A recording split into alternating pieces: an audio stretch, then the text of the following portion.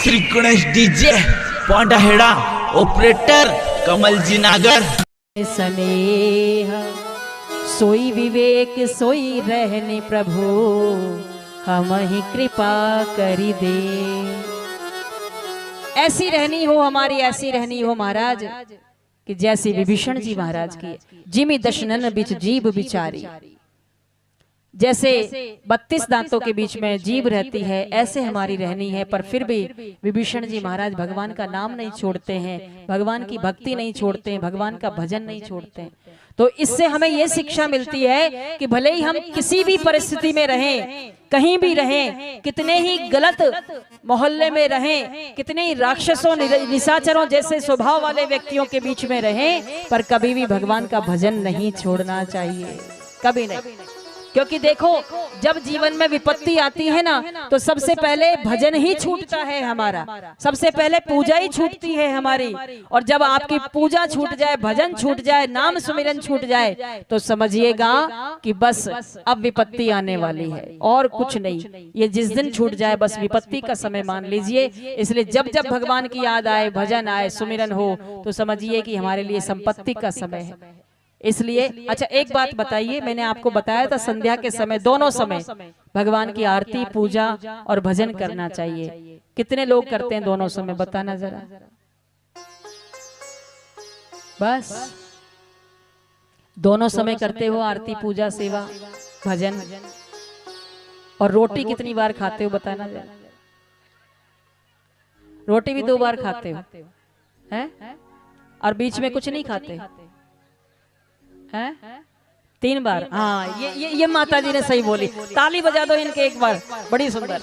इन्होंने सही कहा, आप लोग तो झूठ बोल रहे हो कि 2 बार ही खाते हैं। इन्होंने सही कहा कि 3 बार खाते हैं महाराज। हाँ बिल्कुल सही, 3 बार खाते हैं। चलो कम से कम शुक्र है आप गांव के लोग हो तो 3 ही बार खाते हो, शहरों में तो 4 बार खाते हैं, 5 बार भी खाते हैं। हाँ, सुबह सुबह उठते ही बिस्तर पे, पलंग पे उनको चाय चाहिए, बेड टी। फिर उसके बाद उनको 8 बजे नाश्ता चाहिए, नाश्ता। जोधपुर में, अपने यहाँ मारवाड़ी में कहते हैं नाश्तो कर लो। जोधपुर में नाश्तो यानी नाश तो कर लो, किसका? खुद का ही है ना, नाश्तो कर लो। तो नाश्ता करते हैं, फिर उसके बाद फिर रोटी खाते हैं, लंच, भोजन। फिर उसके बाद 4 बजे फिर चाय पीते हैं, और उसके साथ कुछ ना कुछ फिर खाते हैं।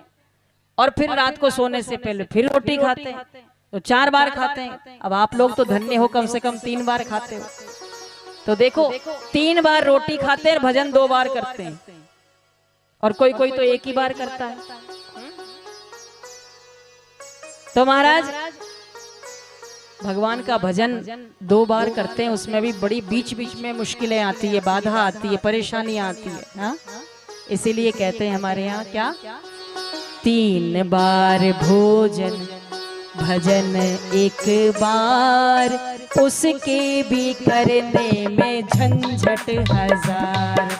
3 बार भोजन भजन 1 बार, उसके ही करने में झंझट 1000। हाँ जी, 3 बार भोजन भजन 1 बार, उसके भी करने में झंझट 1000। 3 बार भोजन भजन 1 बार, उसके भी करने में झंझट 1000। जय हो।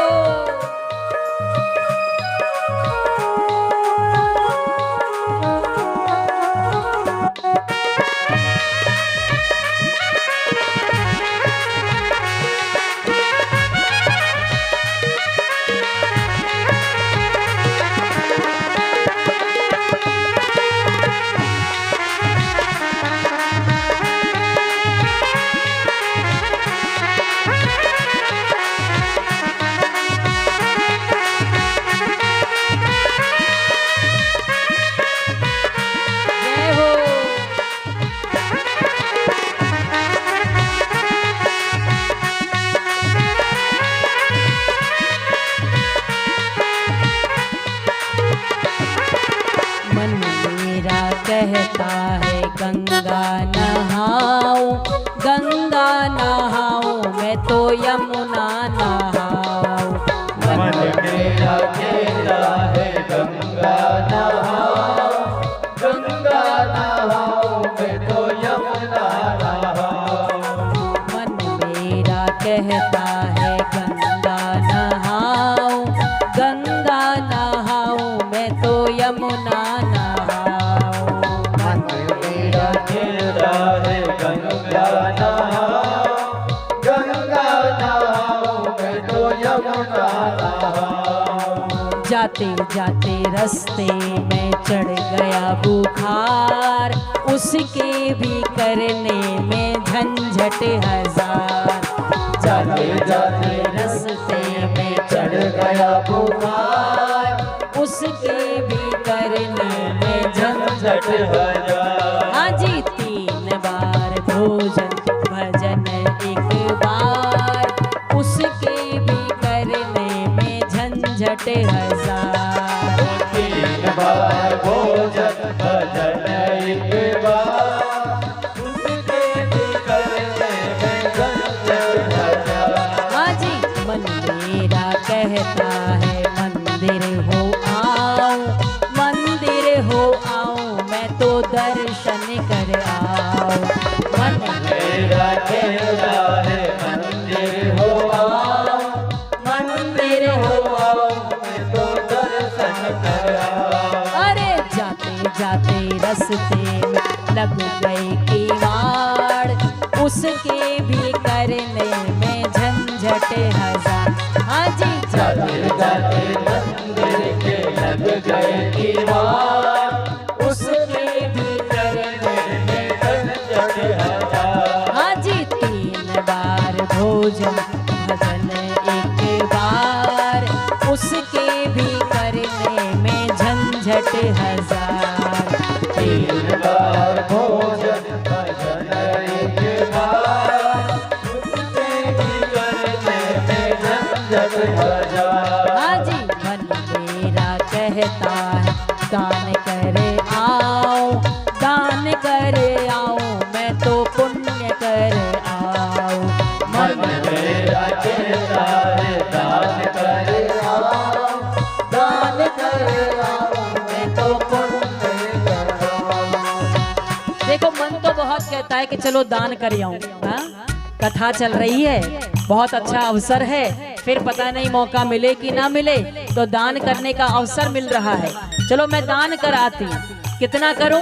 तो मन में भाव आएगा चलो हम 11,000 कर देते हैं। फिर थोड़ी देर बाद सोचेंगे अरे राम 11,000, 5 बच्चे हैं, परिवार बड़ा है और महंगाई इतनी बढ़ गई, कैसे खर्चा चलेगा? 11,000 कैसे दान? ना ना ना, चलो 5,000 ही कर देती हूँ। नहीं नहीं नहीं, 5 भी नहीं, बहुत ज्यादा हो जाएगा, चलो 1,000 ही कराती हूँ। हाँ, तो मन तो करता है कि दान कर आऊं, पुण्य कर आऊं, लेकिन दूसरे ही पल ख्याल आता है क्या? बढ़ गई महंगाई और बढ़ गया परिवार, उसके भी करने में झंझट हजार। बढ़ गई महंगाई और बढ़ गया परिवार, उसके भी करने में झंझट हजार। हाजी 3 बार भोजन भजन 1 बार, उसके भी करने में झंझट हजार। हाजी 3 बार भोजन भजन 1 बार, उसके भी करने में झंझट हजार। हाजी उसके भी करने में झंझट हजार। हाजी उसके भी करने में झंझट हजार। हाजी उसके भी करने में झंझट हजार। तो 3 बार भोजन और भजन 1 बार, उसके भी करने में झंझट हजार। सबसे पहले भजन छूटता है महाराज। घर में कोई भी मुसीबत आए, सबसे पहले आदमी रोटी नहीं छोड़ेगा, भजन पहले छोड़ेगा, रोटी नहीं छोड़ेगा। देखो अच्छा, यहाँ पे पढ़े लिखे लोग भी बैठे हैं, है ना? हमारे सरपंच साहब हैं घनश्याम जी, जो टीचर रह चुके हैं, अध्यापक। आपको पता है जब बच्चों को पढ़ाते हैं, भोजन और भजन ये दो शब्द है। एक है भोजन और एक है भजन। क्या अंतर है? भोजन में ओ की मात्रा है, भोजन में ओ की मात्रा है, और भजन में कोई मात्रा नहीं है क्या? कोई मात्रा नहीं है ना? भजन में कोई मात्रा नहीं है, भोजन में ओ की मात्रा है। मतलब क्या है कि भोजन मात्रा में करिए और भजन बिना मात्रा के करिए। कोई मात्रा नहीं, आउट ऑफ लिमिट होना चाहिए, और भोजन लिमिट में होना चाहिए, मात्रा में होना चाहिए। इसलिए भोजन में मात्रा है। 4 रोटी की भूख हो तो 3 ही खानी चाहिए। डॉक्टर कहता है 5 रोटी की भूख हो तो 4 ही खानी चाहिए, क्योंकि मात्रा में खाना चाहिए। अगर मात्रा में नहीं खाओगे तो वो भोजन विष बन जाएगा आपके लिए। और भजन में कोई मात्रा नहीं है, तो भजन में कोई समय की सीमा नहीं है, कोई मात्रा नहीं है। भजन आप चाहे दिन रात करिए, 24 घंटे करिए, खूब भजन करिए, खूब भजन करिए। तो समझ में आई?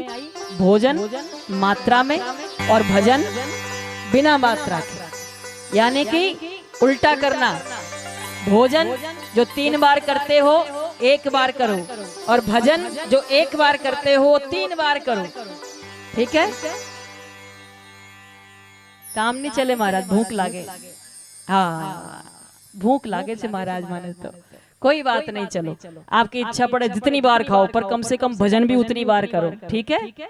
जितनी मर्जी पड़े उतनी बार खाओ, पर उतनी बार फिर भजन भी करिए, तभी जाके कल्याण हो सकता है महाराज। बोले शंकर भगवान की। तो मैं कौन सी कथा सुना रही थी? कौन सी कथा सुना रही थी?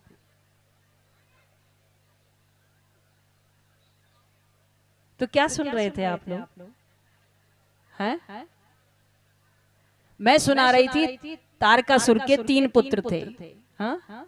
त्रिपुरासुर सुना रही थी ना? अब मैं भी भूल जाऊं आपकी तरह तो। एक पुत्र का नाम है तारकाक्ष, एक पुत्र का नाम है कमलाक्ष, और एक पुत्र का नाम है विद्युन्माली। ये 3 पुत्र है तारकासुर के।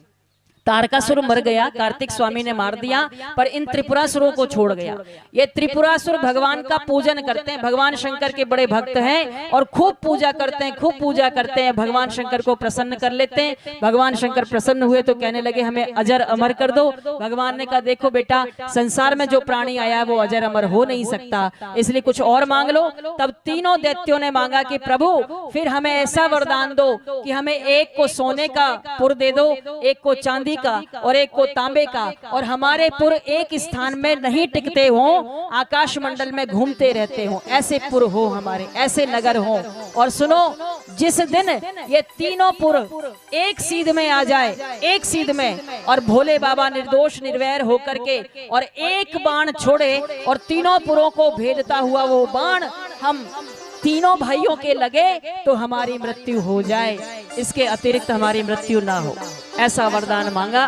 भगवान ने तथास्तु कहा, और तीनों अपने अपने पुर लेकर के, एक को सोने का मिला, एक को चांदी का मिला, एक को तांबे का मिला, और तीनों लेकर के वहां भी भगवान की पूजा कर रहे हैं। भगवान को बेल पत्र चढ़ाते हैं, अपने हाथों से तोड़ करके लाते हैं, मिट्टी खोद करके लाते हैं, भगवान का पार्थिव लिंग बनाते हैं, फिर पूजन करते हैं, यजन करते हैं, भगवान का अभिषेक करते हैं, बड़ी सुंदर सुंदर स्तुति गाते हैं, और भोले बाबा से प्रार्थना करते हैं प्रभु इस दुनिया के सहारे सब बेकार है, एक सहारा आपका ही बहुत है, बस हमारे तो आप ही सहारे, क्योंकि दुनिया के सहारे तो छोड़ जाते हैं महाराज।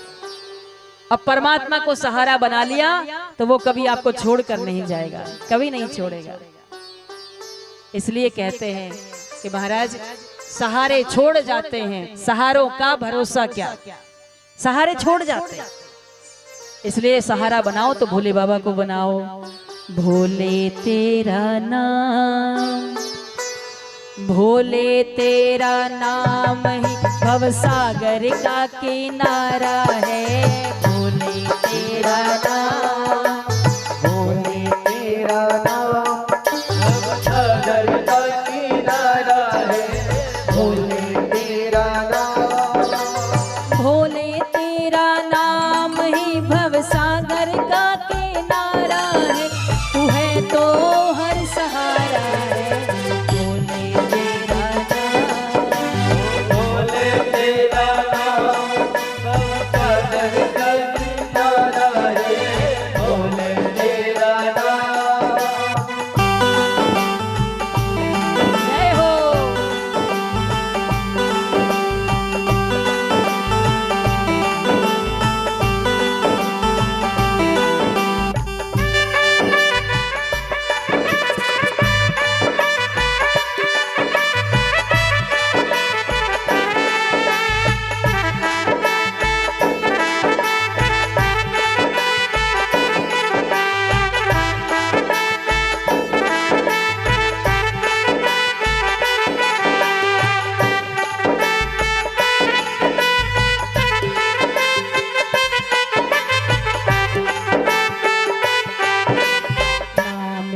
संसार, ना मिले संसार तेरा नाम तो हमारा है। ना मिले संसार, ना मिले संसार,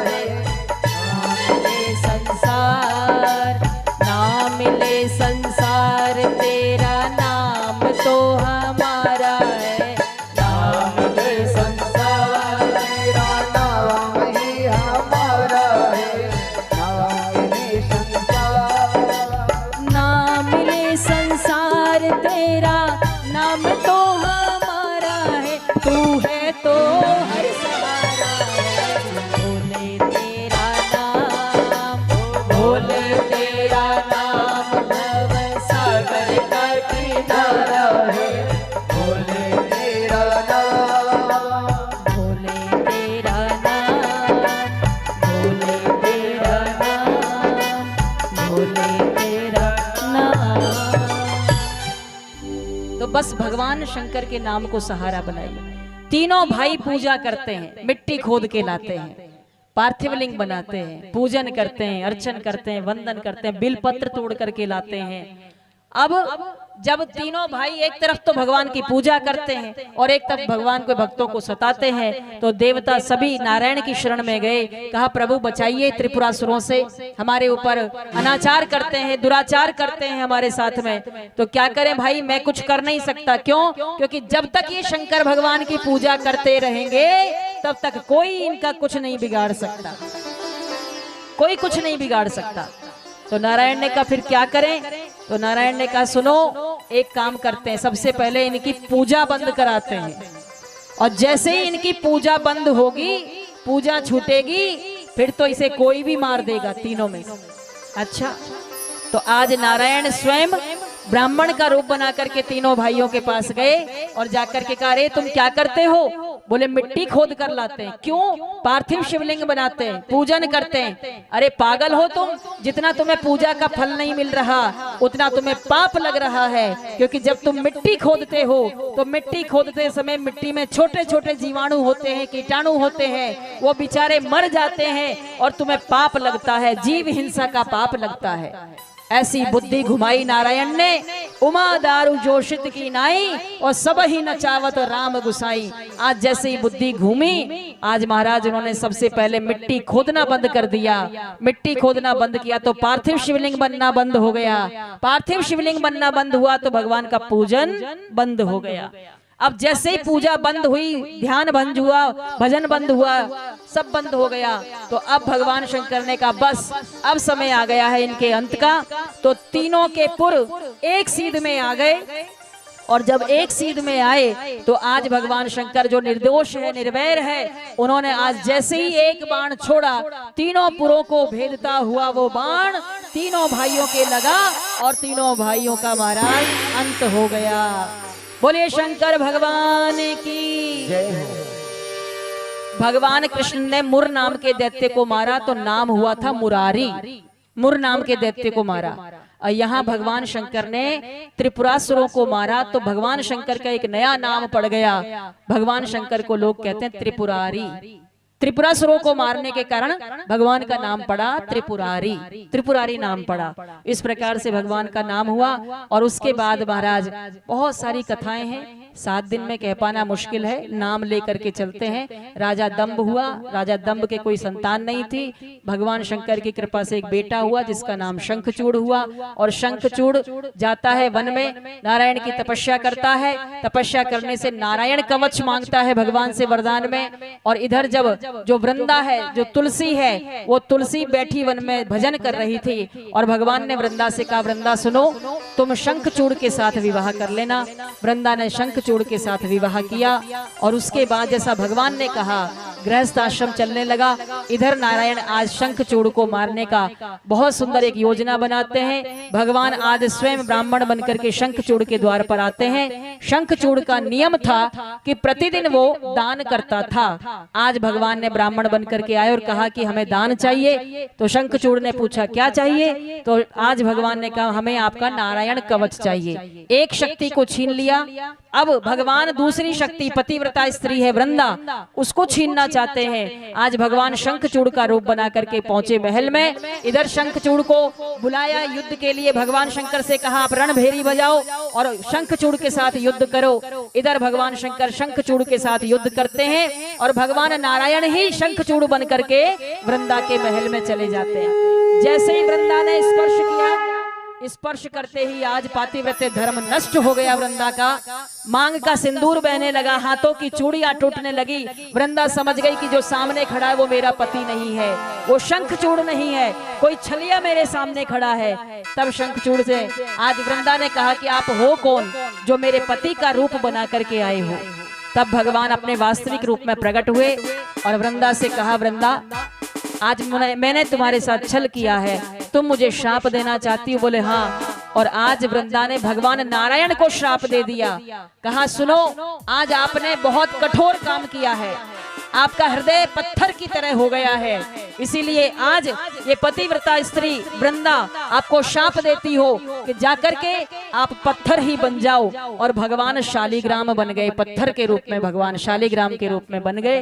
पर भगवान ने आशीर्वाद दिया वृंदा को, कहा सुनो वृंदा, मैं तुम्हें आशीर्वाद देता हूँ, अगले जन्म में तुम एक पौधा बनोगी जिसका नाम तुलसी होगा, वृंदा होगा। और सुनो, जो इस वृंदा को अपने घर में अपने आंगन में सिंचन करेगा, रखेगा, उसके घर में कभी किसी प्रकार की बीमारी रोग दोष नहीं होंगे। इसलिए तुलसी की महिमा बड़ी भारी है। भगवान ने आशीर्वाद दिया है। और कार्तिक के महीने में, ये जो कार्तिक महीना चल रहा है, हमारे यहाँ परंपरा है ब्रह्म मुहूर्त में उठती हैं माताएं, कार्तिक का पूरा 1 महीने व्रत करती हैं और सुबह सुबह उठकर गंगा स्नान करके और फिर उसके बाद जाती है कहाँ, जहाँ पर वृंदा है, तुलसी है, और उस तुलसी में शालिग्राम भगवान विराजमान रहते हैं, वहां बैठ करके तुलसी की पूजा करती है। और तुलसी की पूजा करती, शालिग्राम भगवान की पूजा करती है। तो कहते हैं महाराज भगवान नारायण प्रसन्न होते हैं कार्तिक के महीने में, जो तुलसी की पूजा करती है, तुलसी को जल चढ़ाती है और तुलसी के नीचे दीपक जलाती है। करते हो कि नहीं बताओ? करते हो ना? हाँ, तुलसी की पूजा करनी चाहिए, तुलसी को जल चढ़ाना चाहिए, तुलसी को दीपक लगाना चाहिए, क्योंकि हमारे यहाँ की परंपरा कार्तिक के महीने में माताएं, जो कुंवारी कन्याएं हैं वो श्रेष्ठ पति पाने के लिए व्रत करती है 1 महीना, और जो मेरी माताएं हैं वो अपने घर में सुख शांति के लिए, अपने पति अपने बच्चों की आयु वर्धन के लिए और सुख शांति के लिए इस व्रत को करती है। कार्तिक महीने में रोज स्नान के बाद में तुलसी में जल चढ़ाती है और तुलसी में दीपक लगाती है सुंदर, और फिर परिक्रमा करती है तुलसी की। नमो नमो। हाँ? हर की पटरानी है ये तुलसी। कौन है? स्वयं भगवान कृष्ण की पटरानी है ये वृंदा, ये तुलसी स्वयं उनकी पटरानी। इसीलिए जरूर किया करो महाराज। कहते हैं कार्तिक महीने में भगवान की कथा सुनने का बहुत फल मिलता है, चाहे आप शिव महापुराण की सुनो, चाहे भागवत की सुनो, कोई सी भी कथा सुनो। ये सौभाग्य है कि कार्तिक महीने में आपको श्रेष्ठ भगवान की कथा सुनने को मिल रही है। आप लोग बहुत बहुत बहुत सौभाग्यशाली, बहुत सौभाग्यशाली। और इसीलिए देखो, कल हमारी कथा का विराम होगा और परसों देव उठनी एकादशी है और पूर्णिमा को पूरा कार्तिक महीना समाप्त होता है, और तब जाकर के पूरे 1 महीने का फल हमको मिलता है। भगवान कृपा करते हैं, उस 1 महीने की तपस्या से गृहस्थियों को घर में, गृहस्थियों के जीवन में आनंद होता है। इसलिए तुलसी की पूजा श्रेष्ठ होती है कार्तिक के महीने में। तो इस प्रकार से वरदान दिया है भगवान ने। और उसके बाद भगवान कहते हैं सुनो, जिनके घर में शालिग्राम है उनको तुलसी भी रखनी पड़ेगी और शंख भी रखना पड़ेगा। जिनके घर में तुलसी, शंख और शालिग्राम तीनों नहीं है, कहते हैं महाराज उन्हें अपने परिवार के सदस्यों का वियोग सहन करना पड़ता है। इसलिए अगर घर में आपके शालिग्राम है तो तुलसी भी रखना और शंख भी रखना, तब जाके आपकी पूजा पूरी होगी, अन्यथा पूरी नहीं होगी। ऐसा शिव महापुराण में लिखा। उसके बाद अंधकासुर की कथा है, बाणासुर की कथा है। उसके बाद भगवान के अनेक अवतार हुए, जिसमें 5 मुख्य अवतार हुए हैं। सद्योजात अवतार, वामदेव अवतार, तत्पुरुष अवतार और अघोर अवतार, ईशान अवतार, ये 5 मुख्य अवतार हुए। और उसके बाद भगवान के बहुत सारे अवतार हुए हैं, जिसमें महाराज गृहपति अवतार है, एकादश रुद्र अवतार है, पिपलाद अवतार है, दुर्वासा अवतार है, हनुमदा अवतार है, है। बहुत सारे भगवान शंकर के अवतार हुए हैं। ये कथा शिव महापुराण में है, पर चूंकि समय नहीं है इसलिए केवल नाम हमने लिए हैं। बाकी कल की कथा जो विराम का समय है, कल कथा पूरी होगी तो उसमें हम कथा को विराम देंगे भगवान के 12 ज्योतिर्लिंगों की कथा के साथ में।